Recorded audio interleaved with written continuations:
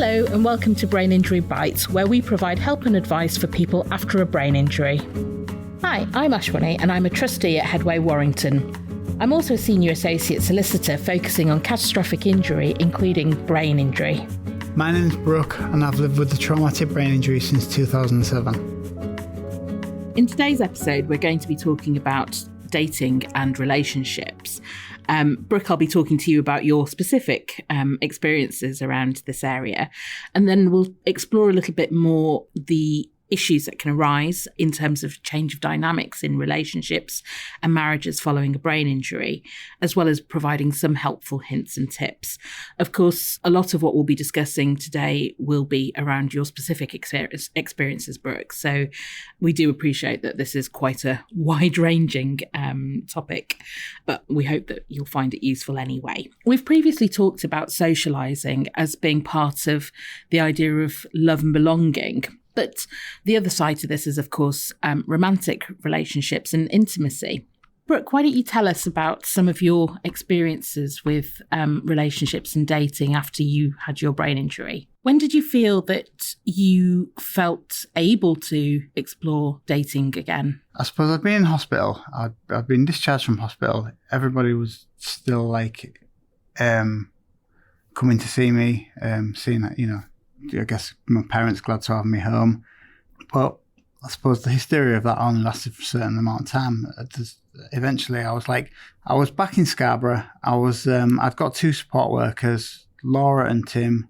Tim got me something that I was into before. I was going to the gym. And so Tim used to take me to the gym. And I noticed that I hadn't really spoken to a girl in ages. You get a lot of one thing you get a lot of when you come out of hospital is, or when you've had a big injury, is you get a lot of attention, you get a lot of sympathy, and people saying. And one thing I used to hate was when people used to say that to me, and it just makes you feel so.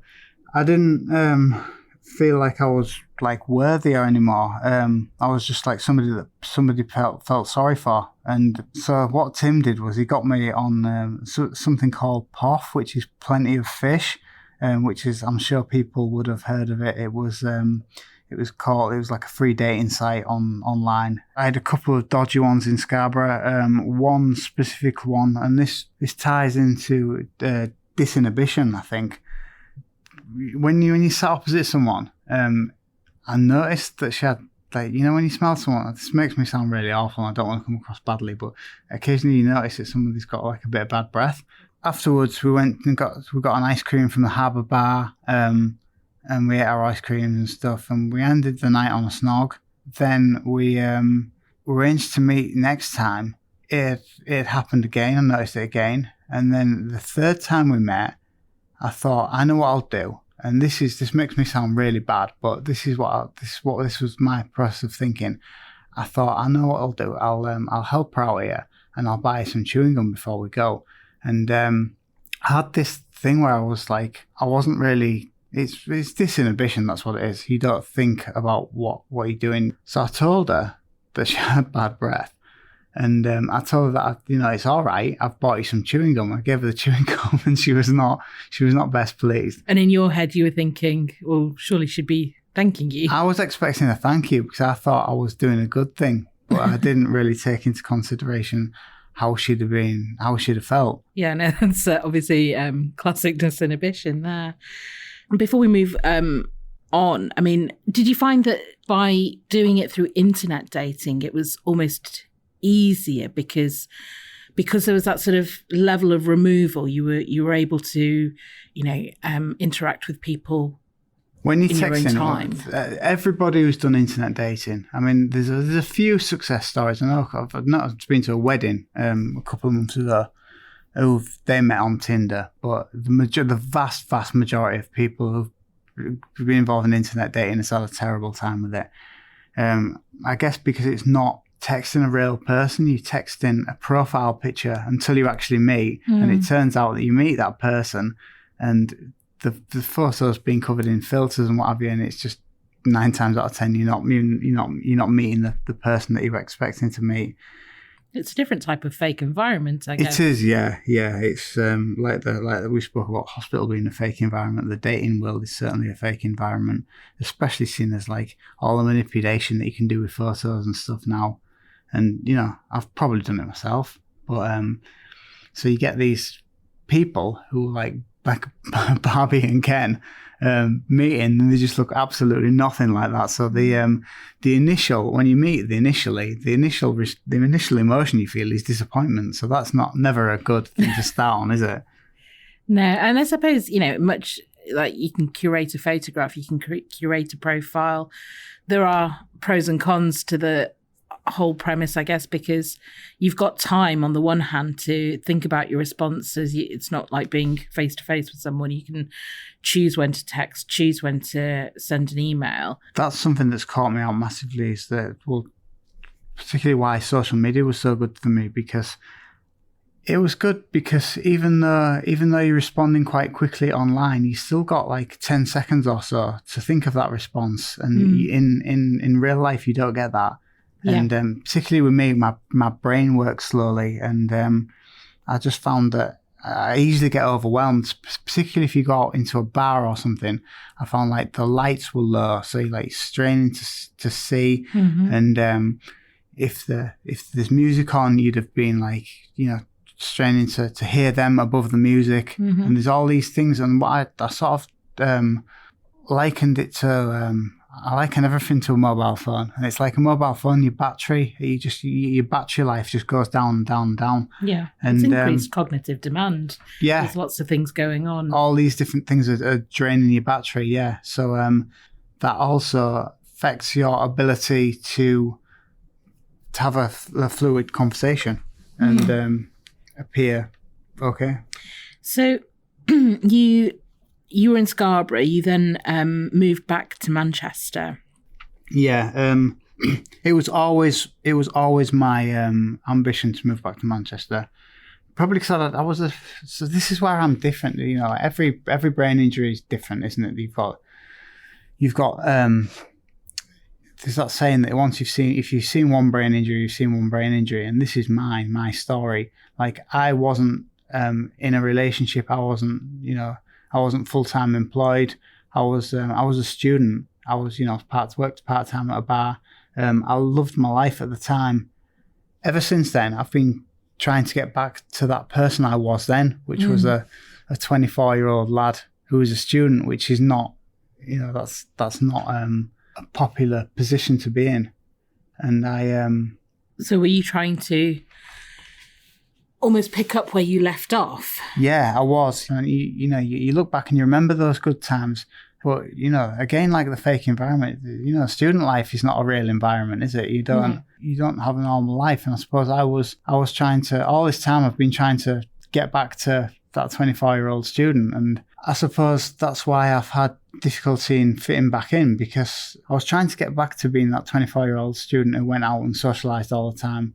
And that's what I saw as my goal to get back to. But of course, during the time, everyone else has been, finishing the degree, getting the job, carrying on with the career. And I found that I've just got very little in common with people. So you moved back to Manchester, and amongst the various things that you got yourself into, one of them was speed dating. The speed dating thing, I've actually done that a few times. It's actually quite good, and I would recommend it to anyone. Even if you're in a couple, go together. It's. I think the thing was for me, you get like mini dates, like 3 minutes. So I thought about, in my head, I'd rehearsed what I was going to do on this mini date, and I just exhausted myself putting all my effort into that. And then I remember looking up after the first one or two. So I had another 8 people to meet, and I just remember just being absolutely exhausted. And the last 8 was just honestly just trying to get through it. I guess it can be very difficult because with brain injury recovery, a lot of it is about pacing yourself. And we've certainly discussed that when talking about fatigue, the need to pace yourself, to take things slowly, give yourself time. But speed dating, of course, is very much the opposite. It's very quick. You've got to have that persona that you want to put across in 2 minutes repeatedly. Yeah, and you try not to say the same things, and like you can hear you sat near somebody that you've had like a previous date with before, and you try not to let them hear you saying the same things that you said to them to the other person. But it's what it was like a massive cognitive drain, and it was just it just exhausted me, and I learned the importance of pacing myself there, and something else that came into play there was my memory problems. A lot of brain injury for me has been about trying to fit in again, and you try to. Although people say you should be proud of your brain injury and what have you, it's not something I wanted to. I've always wanted to make it look as if I didn't have a brain injury. One of the first dates I went on was to the cinema in Parswood in Didsbury, where I live. I remember I was sat in the cinema and I went to the toilet, and then I came back into the cinema and I was like, oh my God, where am I sat? You're then trying to look around in this dark room, trying not to look like you've actually lost yourself, but trying to casually find your seat. I remember like I got into such a panic. I mean, it was dark, everyone was watching the film, and you don't want to pace up and down. I remember thinking about just sitting at the front and just watching the rest of the film by myself. But, I had this date to get back to. Anyway, luckily I found her.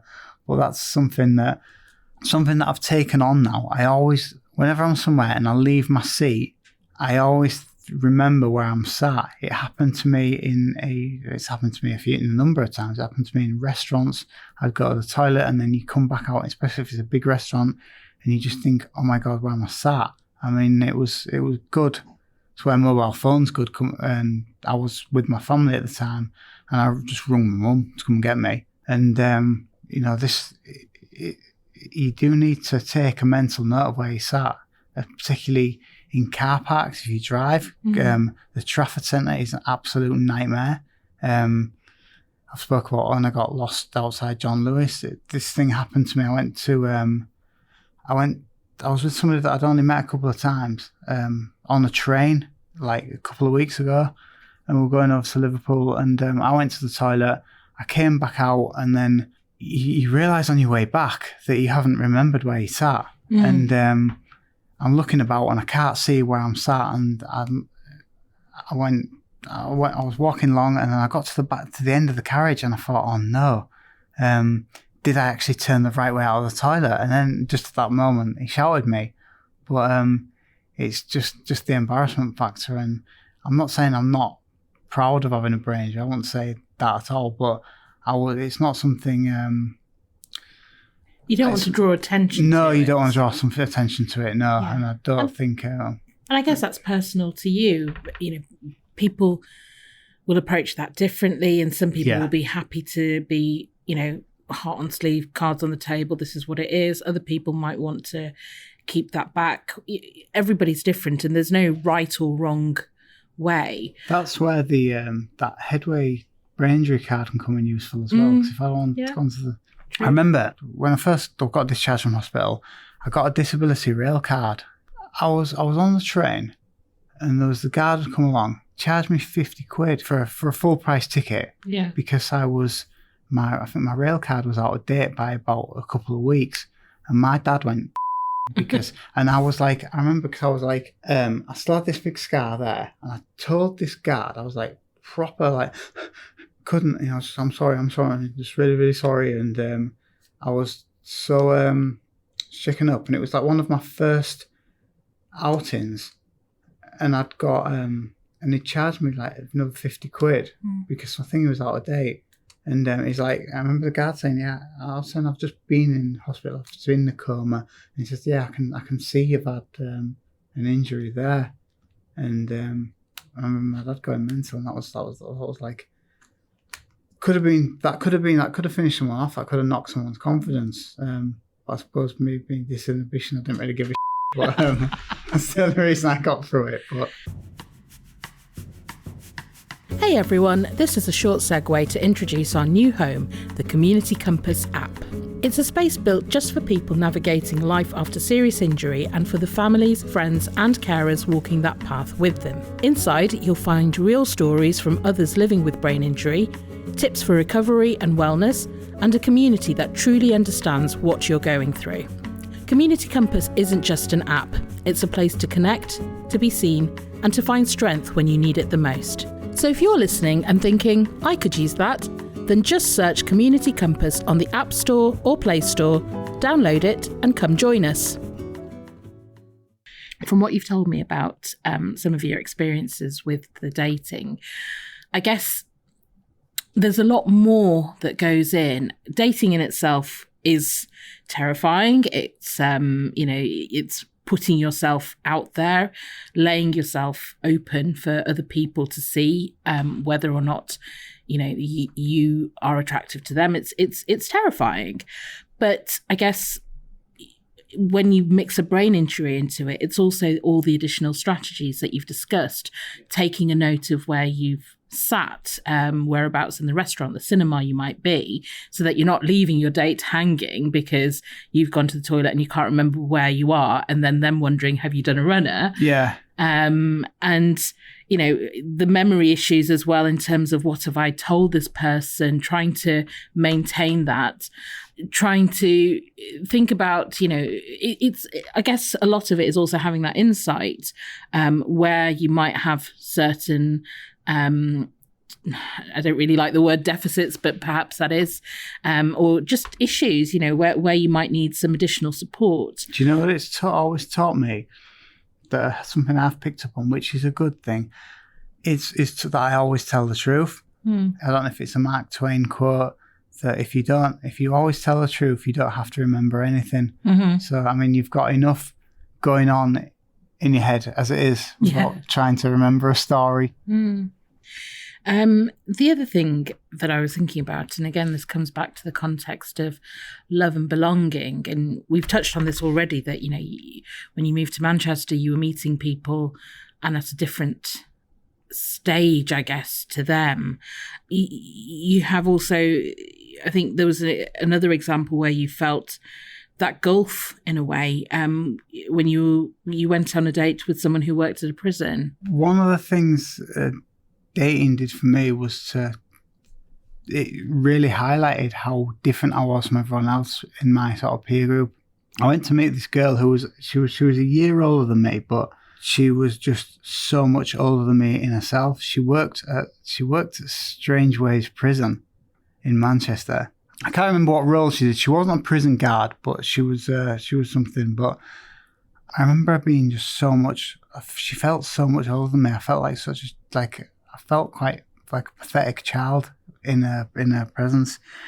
I realised that she, on a daily basis, she was dealing with some of the most dangerous prisoners in the UK, and I realised that on a daily basis, I was having to go to bed like up to 3 times a day because I couldn't even stay awake for the whole day.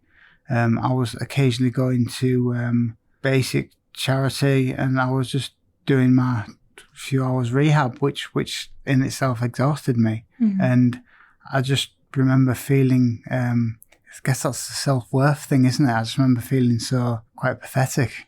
Did you tell her you had a brain injury? I think I did, I went through this period of, I would tell everyone like what had happened to me, and because I had this thing because I did so little in my life or on a day-to-day basis, for instance, in comparison to somebody that was dealing with the UK's worst prisoners, I would tell them this story, and I would tell them this mad story how I'd been walking home down Portland Street in Manchester, and I got hit by a car at 50 miles an hour. I'd been in a coma, and it was just, I did it really because I didn't ever want to sound uninteresting, and this was something that always got people's attention. But it was, in hindsight, it was probably too early to say that. Why do you think it was too early? I'm not saying don't tell them you've got a brain injury, but I think to be the first thing that you say to people, I think it kind of shocked people. Going to that first impressions thing, isn't it? Like, it just shocks people. I suppose awareness about brain injury has increased, and it's increasing all the time. But particularly then, back in 2013-14, they heard the word brain and people would generally run a mile. And I think looking back, what I was doing wrong was I was being overly confident, but it was fake confidence. So I was like trying to get this story out, and that'll be the first thing I told them, try and sound interesting, but I just must have sounded a bit crazy. Maybe not crazy, not but crazy, perhaps but a bit full on. Yeah, full on's a good way. Yeah. And I think I sent people the other way, and I didn't. There's quite a few things. There quite a few instances I didn't get a second date, and you know what? I didn't even necessarily fancy that person, but it was because they didn't want a second date with me. I was like, why not? What's wrong with me, kind of thing. And then if I did fancy them, it was just like, it was really, I used to take it to heart, and I was always wondering what was the right way to go about it. And to be honest, I probably still haven't worked it out, but if anyone's wanting to do this themselves, I guess it's everyone's individual, aren't they? But the approach I've gone for, or I go for now, is try and get them to get to know me a little bit before I tell them that. I think you definitely have to tell people, but... And do you perhaps now try to learn more about them as well before introducing that conversation in about yourself? Yeah. Something I watched, it was a brain injury rehabilitation program, and in the brain injury rehabilitation, what people tend to do is they tend to talk about themselves a lot. Yeah. And this brain injury rehabilitation, what they did, they had like it was a ball, and they're holding the ball, and when you've got the ball, you talk about yourself, then you've got to pass it to someone else. So it was trying to, to encourage you to listen to other people, and listening is such a big thing. Yeah. I suppose listening is a big thing, and definitely, even absent a brain injury, it's important in a dating scenario. But then you've also got the added factor of remembering what's been said, and being able to bring that back into conversation. Yeah, that's a concentration thing. You've got to, if somebody, you don't just ask people a question. You've got to make an effort to listen to people as well, rather than just asking them and then just switching off while they speak and then waiting for your turn to speak. It's, again, cognitively demanding. Cognitively demanding, that's what it is. And so now perhaps your strategy is to leave the conversation about brain injury until a little bit later on. How do people react? Have you had instances where people have wanted to know more, where they've perhaps then gone and learnt about it independently? That comes back to everybody being individual, isn't it? Some people have been great about it, some people have been not.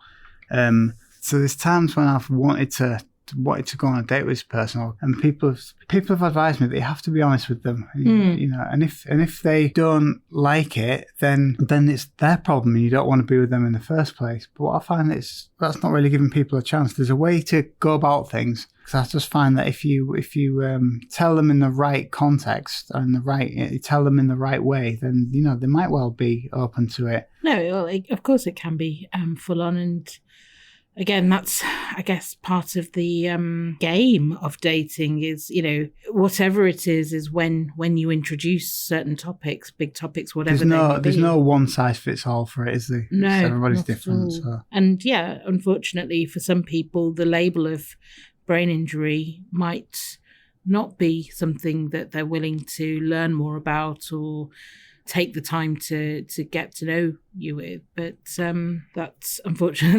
That's dating as well, isn't it? To a large degree. And that, I suppose, brings me on to the next topic in this, because up until now we've talked about your specific experiences around dating, but as we said at the beginning, that's personal to you. I'm also mindful that a number of our listeners will be in more established relationships, marriages potentially, or they might be supporting somebody, a spouse, partner who's had a brain injury. They themselves might have a brain injury, or and their spouse is supporting them. There's so many statistics out there. Depending on where you go, those statistics differ, but I think there's a common perception anyway that after a brain injury, there's a high chance of a relationship breaking down because the person that was before the injury is not the same person after the injury. And we've talked about that quite a lot in previous episodes. And so it's also thinking about support for those relationships and what can be done. And I know certainly I've put this in place with people I've supported in terms of additional counselling to mourn the loss of the person that was, and to try and find a way through for the relationship to support the brain injured person, but also for the non-brain injured party of a relationship to have an outlet to be able to talk, to grieve, and to understand. Because at the end of the day, a relationship, it's two halves of a whole, and where something significant like this comes into play, it upsets that balance. And it's about being able to be strong and resilient in order to be able to regain some sense of balance and move forwards. And for some people, that can be done. I have seen it done well, but in other cases, unfortunately, it can come to an end. Thinking about help and advice then for our listeners, I guess, again, we can sort of almost split this into two. So from a dating perspective, we've talked about the extra strategies that might be involved in terms of preparing yourself for dating, in utilising strategies around memory, around fatigue, which can be really important in order to try and feel confident around it, because it's difficult enough, without a brain injury.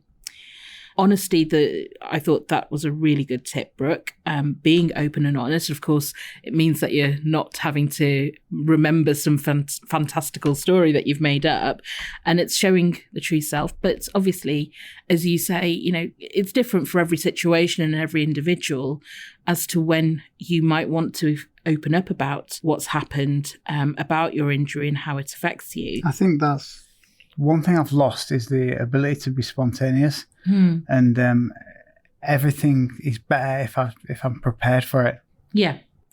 A lot of it is also shoring up the resources around you, friends, family, people that you trust, because, as I said, dating is quite difficult. It can be terrifying, and it can knock your confidence if you go on a date and then the other person's not interested for whatever reason, which might be completely unconnected to your brain injury. But it's difficult enough. Add in the brain injury, and we know that a number of people can be prone to more depression as well.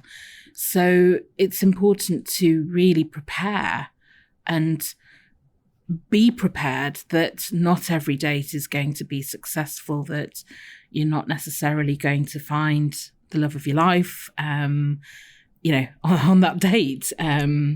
It's very difficult, isn't it? One thing I was told, that when I initially wanted to start looking for a partner, I was told that, they could meet them anyway. It'll happen. And that's one thing. Nothing just happens. You have to put yourself in situations where it's more likely to happen. Like if you join a club, it's much more likely to happen at the club where you're meeting 20 people than it would be if you're sitting at home doing nothing, waiting for it to happen. Of course, absolutely.